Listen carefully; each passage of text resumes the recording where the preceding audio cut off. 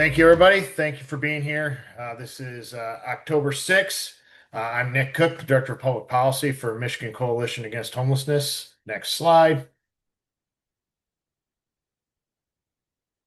This is MICA's mission. As we always talk about, that's what drives what we do every day. Next slide. The policy priorities: expand access to affordable housing, promote systemic equity in housing, strengthen homelessness support systems. Next slide.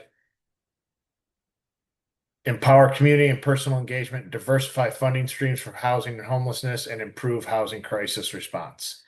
That's what we're all here to do, to talk through. Here's our agenda for today. Welcome. Then two, the criminalization of homeless in DC and abroad, what you need to know. I'm real excited about our next guest speaker, which we'll be introducing here in a minute, because especially everything that's happened over the weekend, I think he'll have some really good insights to what's going on in the criminalization of homelessness.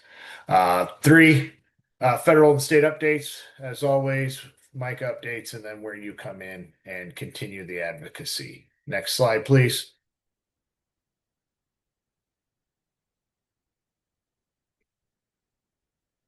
Today we have as a guest speaker Eric Tars, who is the Senior Policy Director for the National Homelessness Law Center.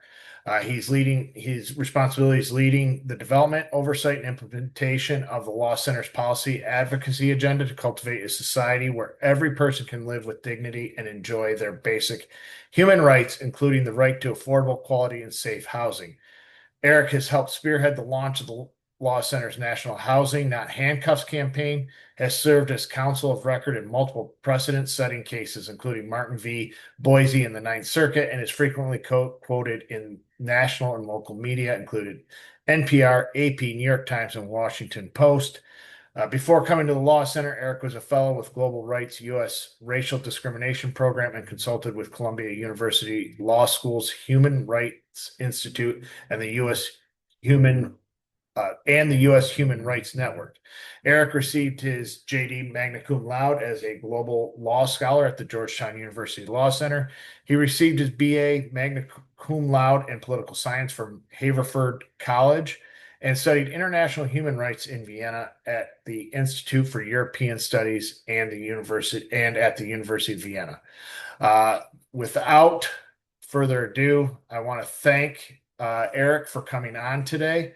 I want to thank him for his advocacy for the homeless community and for all he does. So I will now turn it over to Eric. Eric, thank you for coming here today. We look forward to hearing from you. Awesome. Thanks so much, Nick, for having me here. I have slides I could share, but it seems like uh, screen sharing is disabled. So if you can fix that, I can share them. If not, I can do it without the slides. You're Just let good, me Eric. know. You can share now. All right, thank you. All right. All right. So, yeah, thank you for having me on.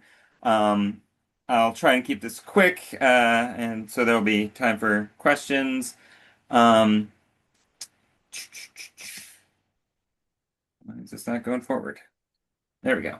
I'm not gonna belabor this point. You all know these, but I think it's worth emphasizing that despite what President Trump and others are telling us, homelessness is not caused by because people are choosing to be homeless. It's not something that they have control over. It's because the rents are too damn high, and the rent has been rising more rapidly than wages for decades.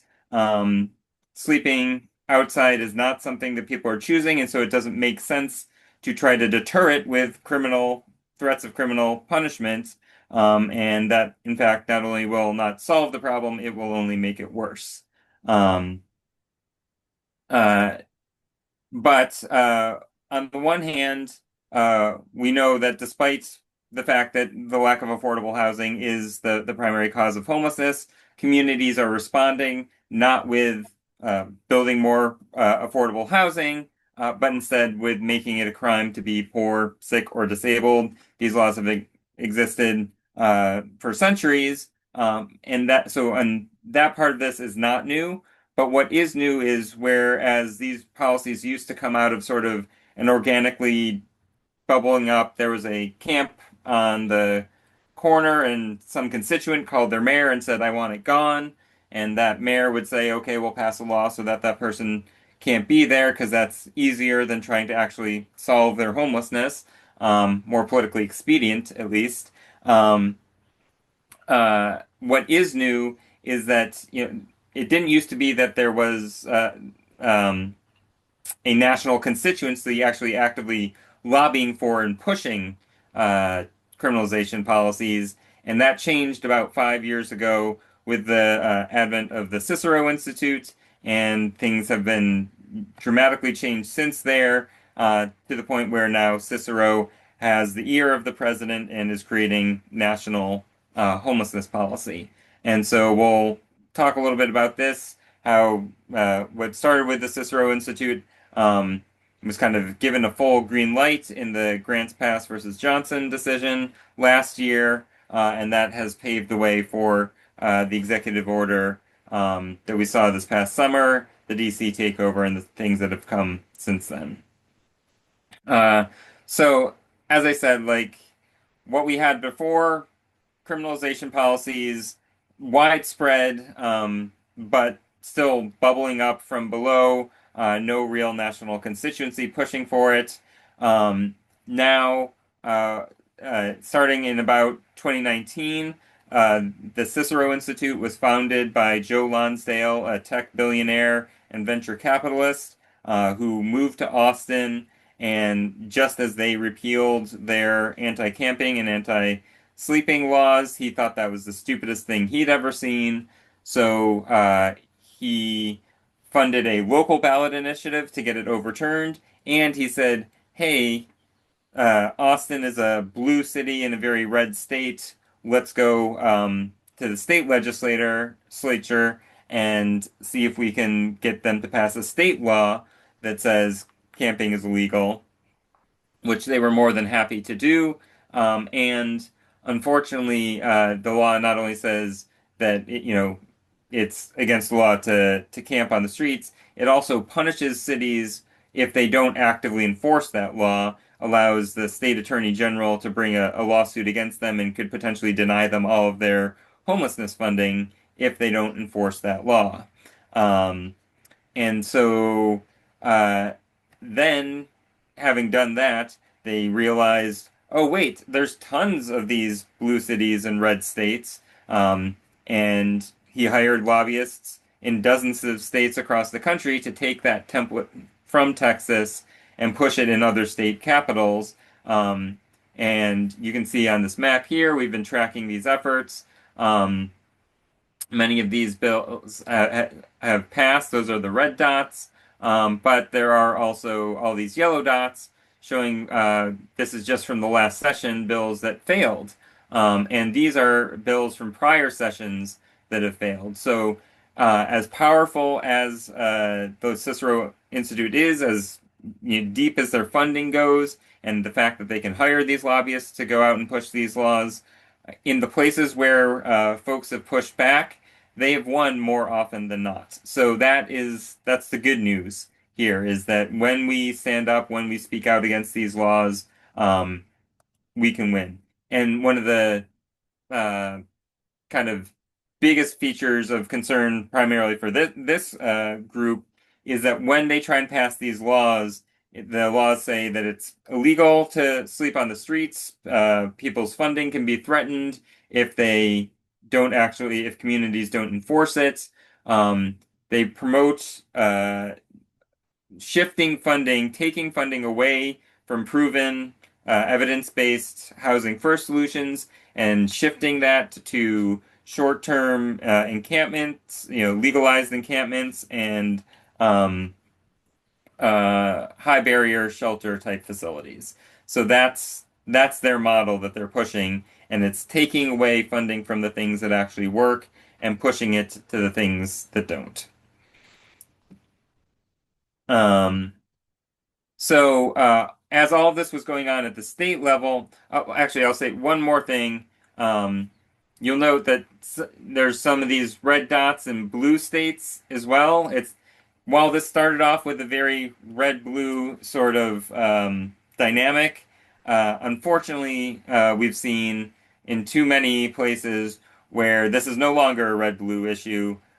California Governor Newsom is, supposedly a progressive guy, but not on the issue of criminalization of homelessness. He's pushing exactly the same policies, trying to criminalize homelessness, create templates for local communities to pass, um, involuntary commitments for people on the streets with mental illness.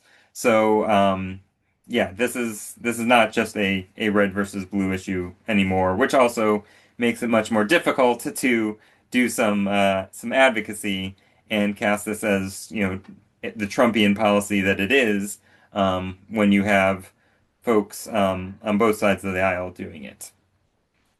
But as all of this was going on at the state level, Cicero was also part of a push that brought the issue of criminalization up to the Supreme Court last year. Um, all that people were asking for in that case was for the court to affirm, as many courts had done before, that it is cruel and unusual to punish somebody for needing to sleep and shelter themselves, basic biological needs that everybody needs to do every day, when there's no legal indoor alternative. We warned the court then that removing this protection would be seen as a green light to pass more punishing laws, and in fact, the past year has proven that right, with more than 300 local ordinances criminalizing sleeping or sheltering yourself introduced just since the Grants Pass decision last year.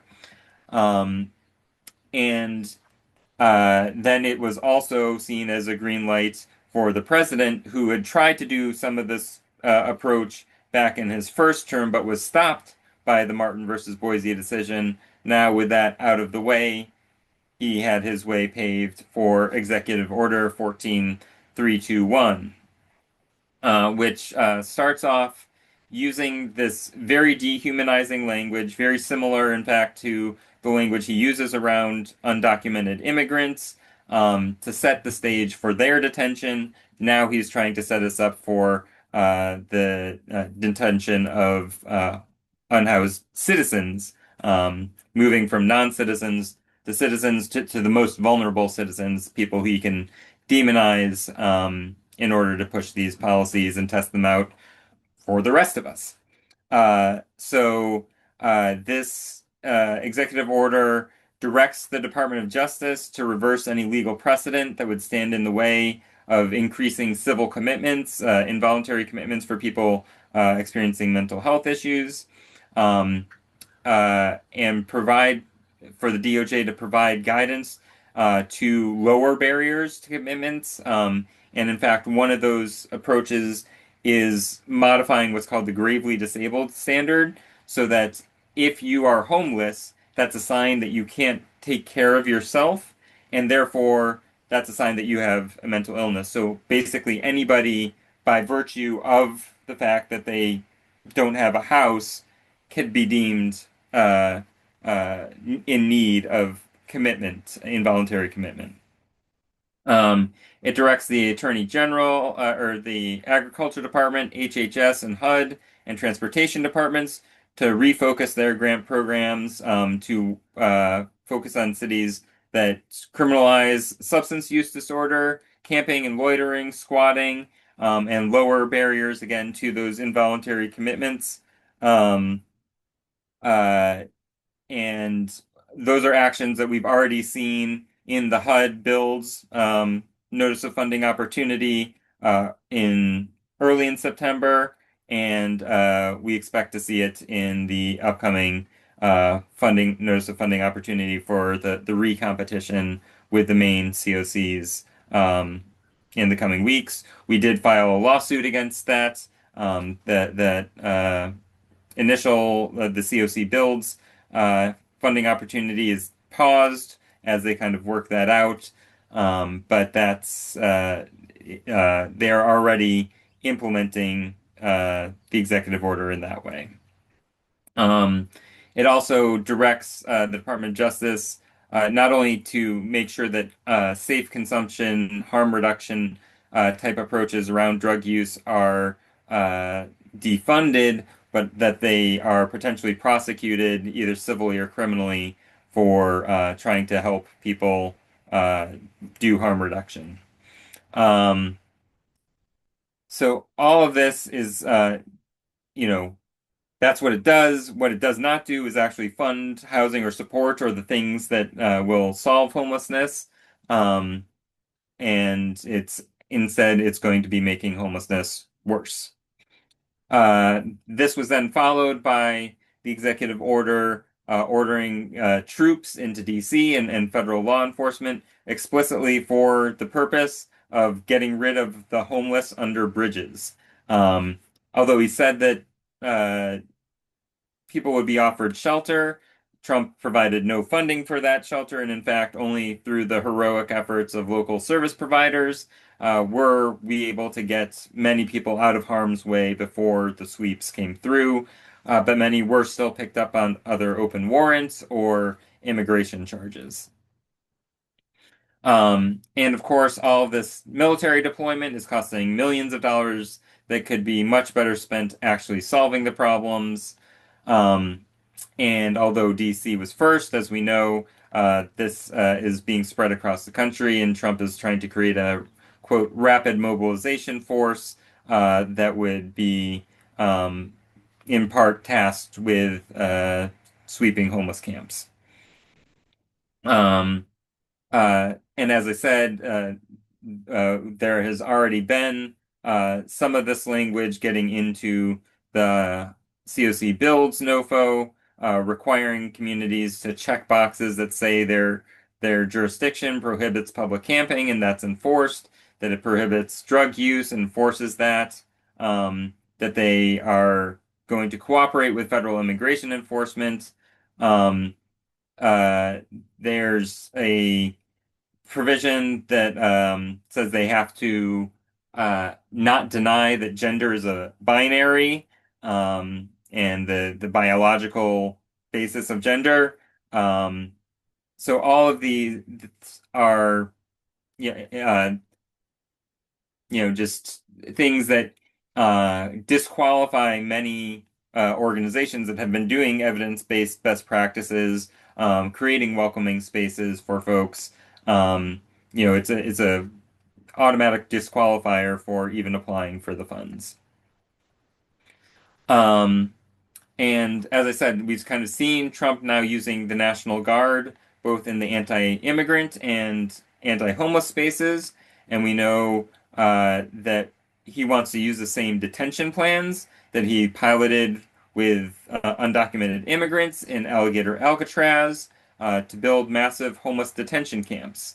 Some states have already piloted this approach. Louisiana spent $17.5 million to force about 100 homeless people into a freezing and remote warehouse for about a month during Super Bowl under threat of arrest. That month of putting those folks into that shelter could have housed them for a year, could have housed, in fact, most of the homeless population of New Orleans for a year. Um, but they can always find the money to do the extreme thing. They can never find the money somehow when it's the best practice approach. And now we have seen plans in Utah where the governor has explicitly aligned himself with Trump's approach to homelessness. They are trying to build this massive 1,300 bed mega tent detention camp in the middle of nowhere outside of Salt Lake City, where homeless residents would be forced to go under threat of arrest or as a diversion from jail. And you can see in this photo or mock-up of it, there's a number of like brick and mortar buildings here, and then this up here is tents, mega tent sort of shelters. So the people who work there, they can get brick and mortar buildings built for them, but the people who actually have to live there, apparently tents are all they need. So you can see already who's interests are being prioritized here. It's not the clients who are in the facilities. All of this is textbook authoritarian behavior. What is being tested first on undocumented non-citizens has already moved to unhoused citizens, and it's anyone's guess who's next. Um, the answer to this is solidarity to fight against the criminalization of all vulnerable groups and for meeting their basic needs, which is what true public safety looks like. So what can you do in all this?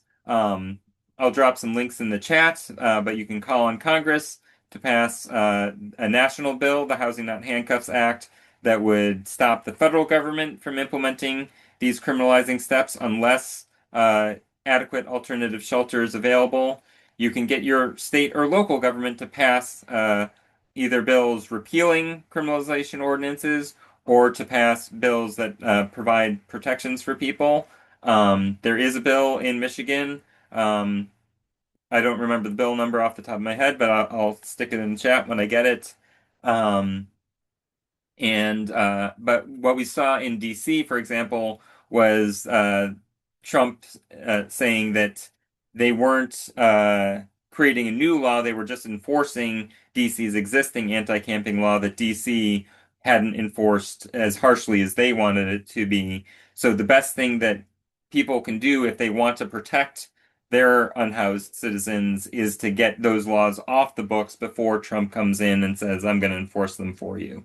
So that's a real step that people can take right now to help inoculate, to some extent, your communities from potential harm. Um, and then, yeah, join our campaign. Let us know how we can support your work. And in particular, for those folks outside of DC, DC does not have its own elected representatives. There's still federal law enforcement doing bad things to people experiencing homelessness in DC. We know that just this past weekend, folks were being involuntarily committed who did not need to be. And so, yeah, demand that Congress act to get Trump to remove troops from DC and from all the other cities across the country. Um, Happy to answer questions. Yeah, and feel free to be in touch. Thanks, Eric. We'll go ahead and take questions through the chat, and if you want to put your hand up, I'll call on you as we have time here. We have time for a few questions. Eric, I think you're referring to House Bill 4197, which is a Rep. Devendorf Homeless Bill of Rights bill here in Michigan, which is up for its second go around as it died in lame duck 2 years ago, or a year ago, sorry. Time flies when we're not having fun. But Eric, I have a question for you. Michigan, it is a purple state. I mean, we have Yep. we run the gamut on political affiliations here in Michigan, and we hear time and time again from both sides. Well, I never used to see homeless people. How do so we must housing first must not be working. How do you, in your experience, how do you breach that conversation regardless of political affiliation? Yeah, I mean, we don't blame uh, doctors and hospitals for cancer existing. Those hospitals and doctors are there to help cure people. And in the same way, like we should not blame homeless service providers because homelessness exists. The homeless service providers are there doing their best, and the reason that homelessness continues to exist is not because of Housing First. Housing First has been proven time and again to actually be the most effective and the most cost effective to Max's point in the chat. Um, it's far more cost effective to house people than to cycle them through the criminal justice system. Jail is the most expensive form of housing. Costs hundreds of dollars a night to keep somebody in jail.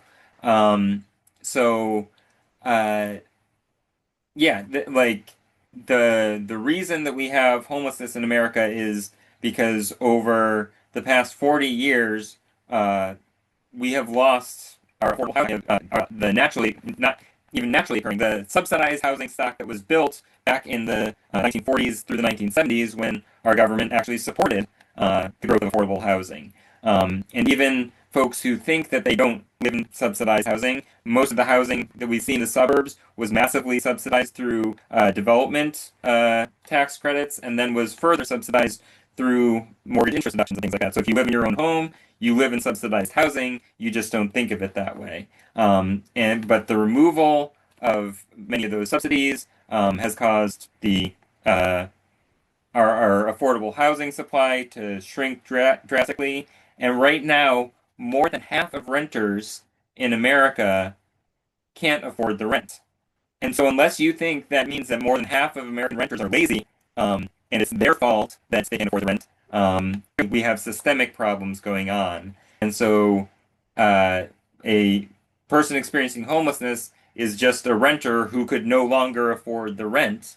And so, it was not their fault that they couldn't afford it. And so we need to shift away from this kind of punishment-based model that assumes that people are homeless because of the choices that they made and recognize they're homeless because of the choices we've collectively made not to ensure enough affordable housing in the community, and instead to use the approaches that actually have been proven to work and are more cost effective. Thank you, Eric. And then Max, you saw that in there. Have you noticed any growing pushback from fiscal conservatives on the cost of enforcing these policy solutions versus housing solutions? Yeah, and I would say it's policing measures. We don't call them policing solutions because they aren't solutions. They are anti-solutions. Uh, Unfortunately, not as much as we once did. I think there was for a long time kind of this, uh, at least at the federal level, bipartisan consensus. Housing first, as you know, started in the Bush administration, sort of federal policy. So uh, the um,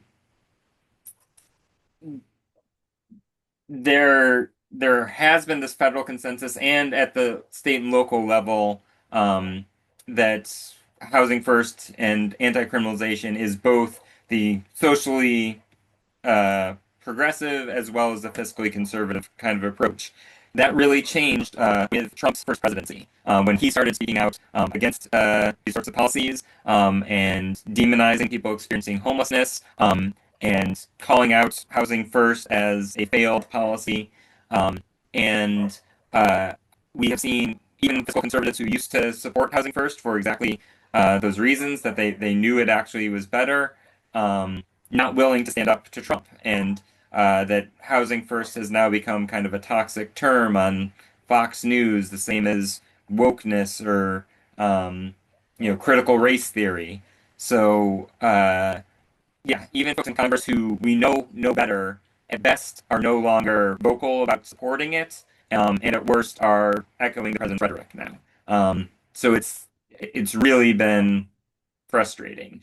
Um, we think those are still good arguments to make, still good to lead. Like I said, even in Utah, which used to, get all sorts of, in 2015, 2016, national news hyping the success of their Housing First program and the fact that, they had reduced chronic homelessness by 95%. Now the governor has declared that they are anti-housing first. And that's just in the course of, basically 10 years. We've lost that fiscal conservative base pushing for evidence-based solutions, and now they are just going for prejudice-based solutions. Thanks, Eric. We had another question in the chat, and I'm going to answer it kind of first. Rachel, we are developing that at Micah, and I'll ask Eric: are there any currently available materials that clearly outline the points you just made about the effectiveness of the housing first approach, including the cost of effectiveness when compared to housing using jails? I feel like the general public has no idea what housing first is and why it's best practice. Yep. So I will drop in the chat here. Well, first, a lot of the national organizations do have these sorts of materials. The National Alliance to End Homelessness has some good stuff up on their website. We have lots of reports on our website, and we are creating this housing justice portal together with the Alliance and the Center on Budget Policy Priorities. It's a password protected site where we're uploading a ton of resources, best practices, talking points, those sorts of things. Um, so if you uh, sign on there, you have to request access. We can prove you, and then you can have access to those. So that'll be a great source for a lot of that material. Thank you, Eric. And I think that was the last question we had. So I just want go ahead. Well, I was just gonna say one other. Let me. So if you go to johnsonvgrantspass.com, there are a bunch of the amicus briefs from the uh, different organizations that filed in that case, and those briefs are a fantastic summary of kind of like all of these different experts take with all of the latest studies, all great stories and anecdotes and things like that, all in those briefs. So if you're, looking for all the studies and citations and things like that, those briefs are a fantastic place to look. There's stuff in there from the perspective of law enforcement, from the perspective of elected officials who know that this is not good policy, from state elected officials, LGBTQ groups, you know, uh, different the medical providers, all different folks, all the latest figures are out. Thank you so much, Eric. This has been great. Just to follow back up, we do plan on Micah is developing a one pager talking about housing first and the cost of incarcerating somebody in our jails and in MDOC versus what it costs to house somebody in your community. I mean, we can infer a lot of things, but I think if we put it together in a nice little package, it'll be easier for everybody to digest. And then each part of the state is a little bit different too. So we look forward to getting that out to everybody. But again, thank you, Eric, for coming on today. This has been great. I know everybody has been concerned since the issuance of the executive orders. And we appreciate your organization's due diligence in the rights of citizens versus forced incarceration. And as everybody here knows, and we've talked many times, Michigan has a shortage of mental health beds. So even forcing people in mental health facilities, we don't have the bed space to take care of those that are seeking care, let alone force people into care. So, not only you have the incarceration, but the mental health piece too. So, definitely appreciate Eric's insights on this. Elizabeth, could you share the slides again?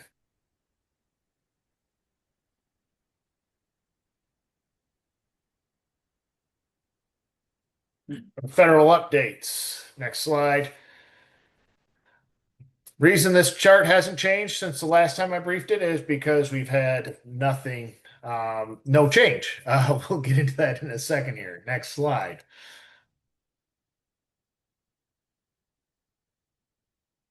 Again, you see the proposals, you see how they look across the board.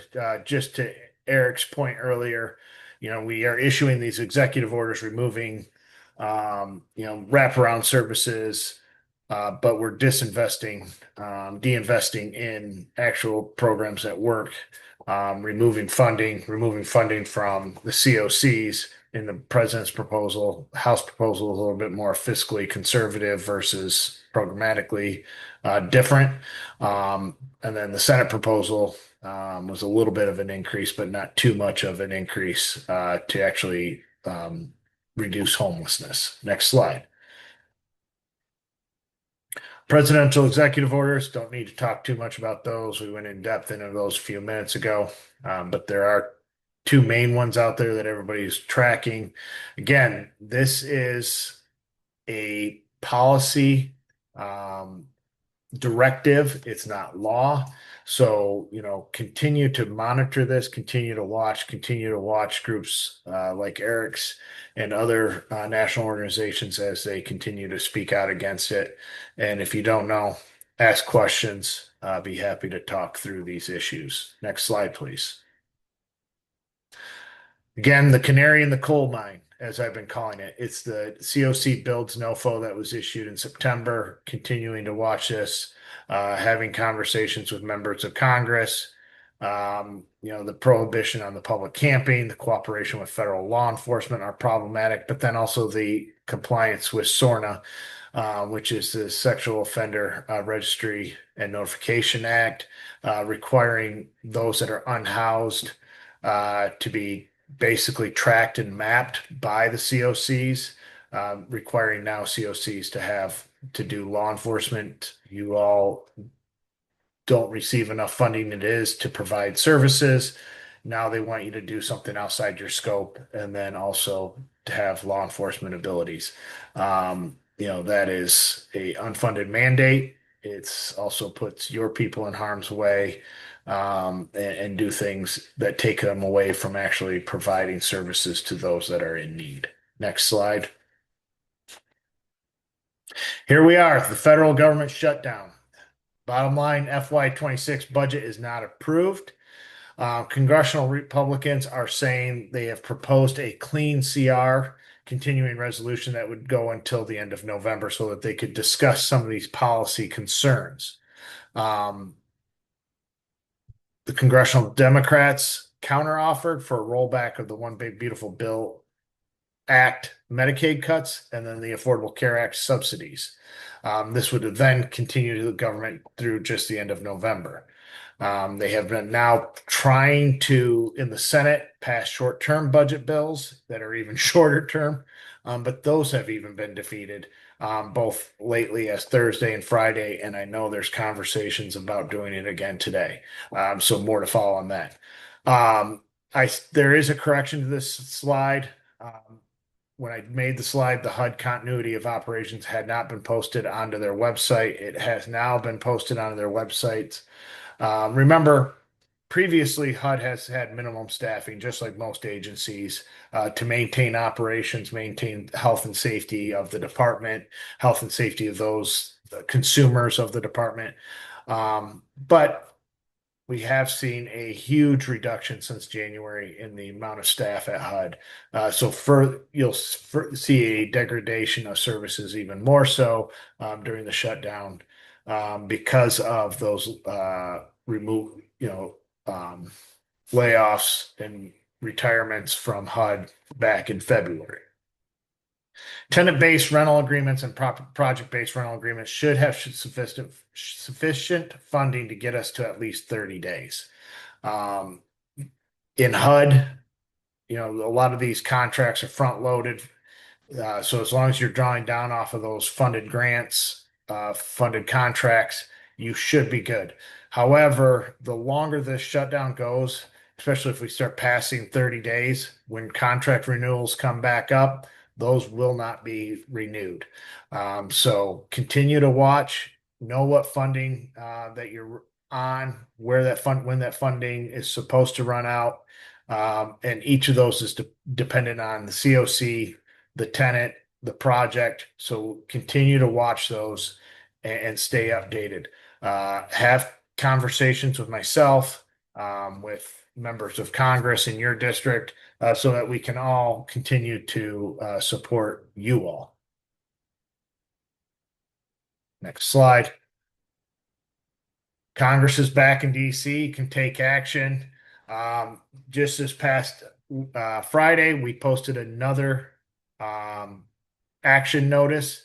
Go to our website. It's been dropped in the chat here. You'll be able to send a message to your member of Congress. And we will also be sending out a automated notice on that soon. But it is live on our website. Go to it. Thank you, Alex, for putting that together.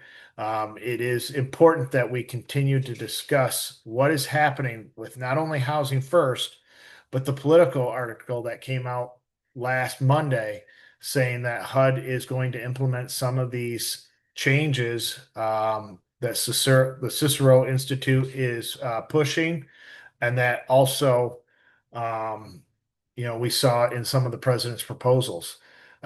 We need to get ahead of this. We need to have these conversations sooner than later. Continue to advocate. If you have relationships with your member of Congress, give them a call. Remember, it doesn't have to be the member. It can be one of their staff members that's very influential, the district director, the housing person and policy person in DC. Just continue these conversations. Continue to advocate for what your organization needs. Next slide, please. If in doubt, reach out. If you don't know, if you have a question, if I don't know, we'll find somebody. We'll work through the issue. So if you see something, hear something, let me know, and we'll work through it together and get you in touch with the right person. If you want to set up a meeting with a member of Congress or their district director, reach out to us. We'll get you in contact. We'll make that connection and move from there. Next slide, please. State updates. Next slide. We have a budget. That's the good news. That is the very good news. We finally have a budget. It only took till October 3rd for the bill to be signed. Bad news, homeless programs maintained flat funding. If you remember, the Senate had proposed a $5 million increase, mostly on the per diem. They did some permanent supportive housing increases and a few other things. But the House then removed. Thank you, Eric. We really appreciate it. We'll be in touch. And permanent supportive housing. They did these increases in their budget proposals in the Senate. House removed $4 million from homeless programs, which is your emergency shelter program, and would have been detrimental. That would have been about a third of the funding statewide. So you would have seen a huge reduction in the emergency shelter program. Good news is they rejected all those cuts in the homeless programs, maintained flat funding. Permanent supportive housing did receive a one-time $5 million funding increase. It's a challenge when permanent supportive housing is one time, and we know it has to be ongoing. When you only have it for 1 year, it's a little bit hard to build a program off of one-time funding. And then the proposed funding on a bunch of the housing increases was not included as was proposed by the Senate. So there were some programs that got funding, throughout the state, but there was nothing focused on entirely across the state. But like always, it is time to begin the discussions on the FY 26-27 budget. The governor's office is already meeting to talk about the FY 26-27 proposal. The Senate and the House will start meeting with lobbyists and groups starting in January. So start putting together things that you want to advocate on behalf of, or that you want Micah to advocate on behalf of for the state. Just start thinking about that. Send me a note. I'll be happy to discuss. Next slide, please. All right, where you guys come in, does anybody have anything that they would like to share, an issue, success that they've had lately? I know it feels like a lot of things are coming at you, but any good news right now, I think would be great to hear.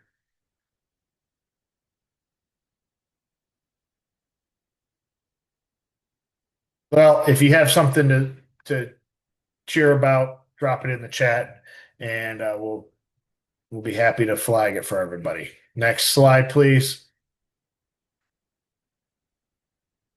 Advocacy is crucial. Raise your voice. Let's go. Keep talking, keep talking, keep talking. Check our bill tracker. We got our bill tracker out there. Not a lot of activity the last few weeks in the House or the Senate because of pushes from on the budget. So that's been where the focus is, but things are going to start moving once we get into October here, from now till the hunting break, and then from the hunting break and Thanksgiving, when that's over, to the end of the to the beginning of the new year. So we got a couple big pushes coming. If you can talk to your state rep, your state senator, continue to advocate for the things that you need, and push back against criminalization of homelessness. Next slide. Micah updates. Next slide, please. Go ahead, Elizabeth. All right, so these are going to be a couple upcoming trainings and webinars that we have. So this first one is coming up in October. It is a free training. The topic is Veterans Matter, addressing key issues and resources for support. It'll be Monday, October 27th. This training session aims to equip participants with a thorough understanding of the unique challenges faced by veterans as they transition to civilian life. It'll cover critical issues such as mental health struggles, substance abuse disorders, intimate partner violence, and homelessness, providing a holistic view of the veteran experience.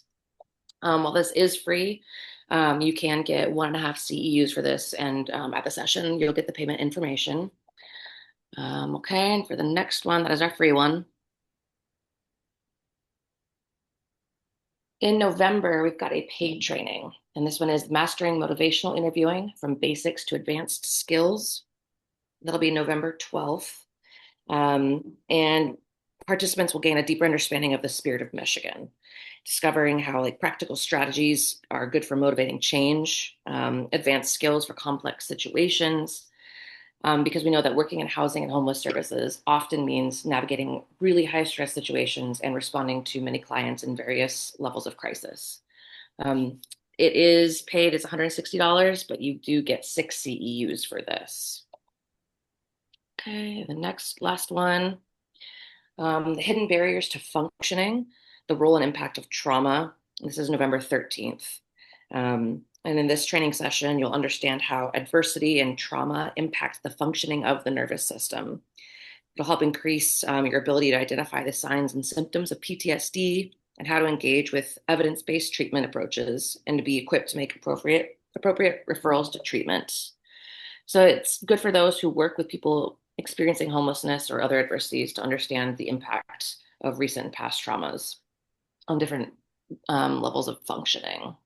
One is $160 registration, and I think there's talk about CEUs, but that's still in the works.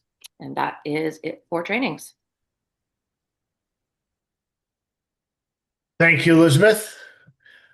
One other big push, we have Homeless Advocacy Day. It's save the date, April 21st. It's going to be in the Mackinac Room at the Anderson House Office Building. I would love to see you all there. It'll be a great day. Get to go walk around the Capitol with me. Get to, hear the stories of why the elevators in Anderson take forever to go up and down. And, just a great day to continue to advocate for what you all do. Really appreciate what you guys do on a daily basis. And the more we are there in front of the legislature, the better. So please, if you can get off work, come spend the day advocating for what you all do on a day, April 21st. We'll start at 9 a.m. and go till 4 o'clock. Next slide. Kelly, you have a question. Go ahead. Actually, I thought I would give a shout out. I'm sorry I didn't think of this as you were asking for what else is going on with advocates. But in Genesee County, our Continuum of Care organized a Keys to Successful Renting workshop. It's going to take place over four different sessions. And it's for tenants or prospective tenants.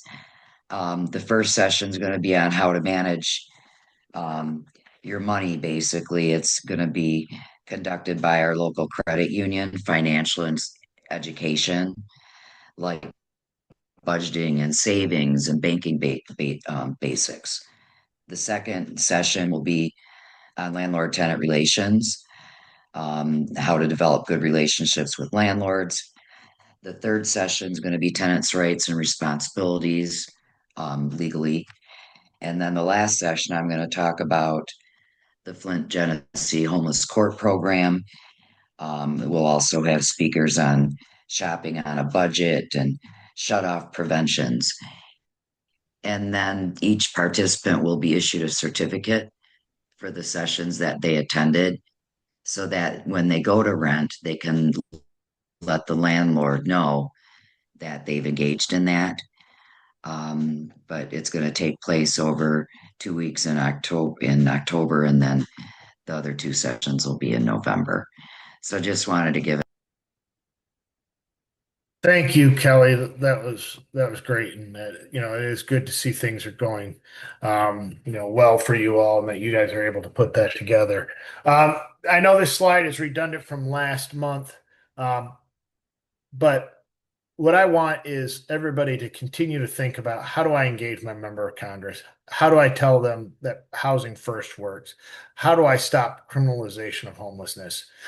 These are things that you can do with making up in your COC, making coalitions that work for you all.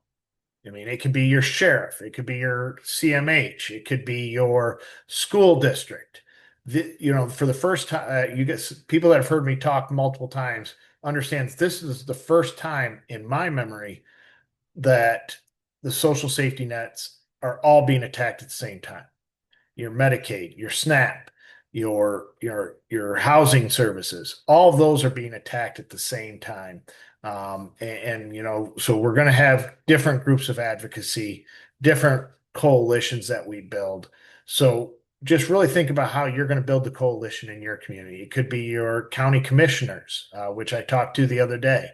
It could be your local FQHC that Eric and I are speaking to tomorrow. Work with these groups, understand how homelessness affects their organization, and work together to address this to your member of Congress, your state rep, your state senator.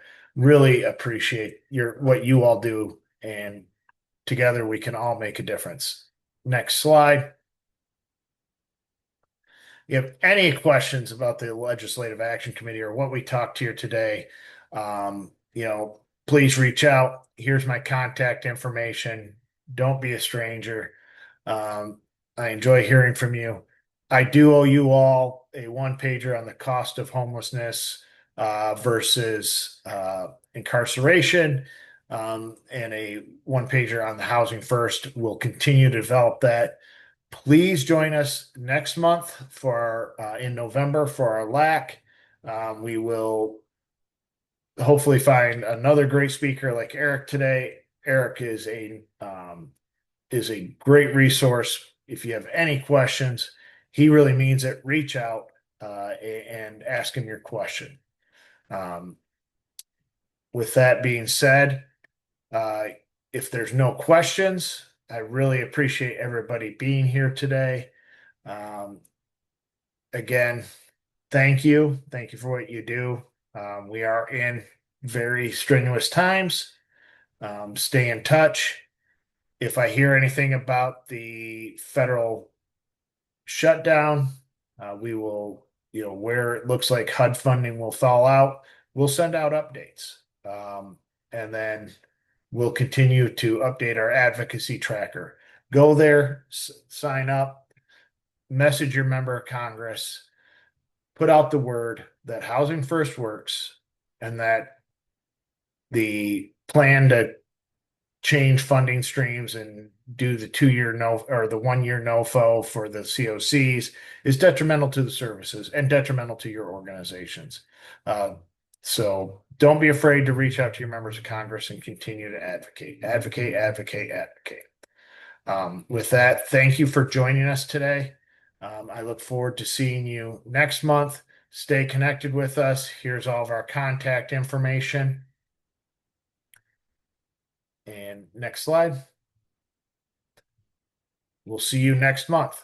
Thank you very much.